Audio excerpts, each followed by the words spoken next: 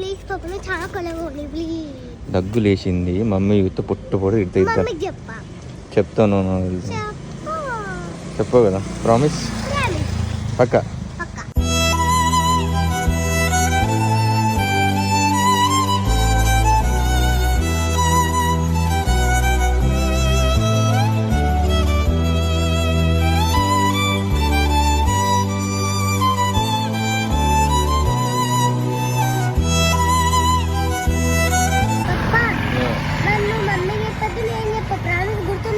నాకు గుర్తుంది, అసలు నీకు గుర్తుందా? మళ్ళీ లేట్ అయింది ఇంతసేపు అంటే ఏమని చెప్తాంరా?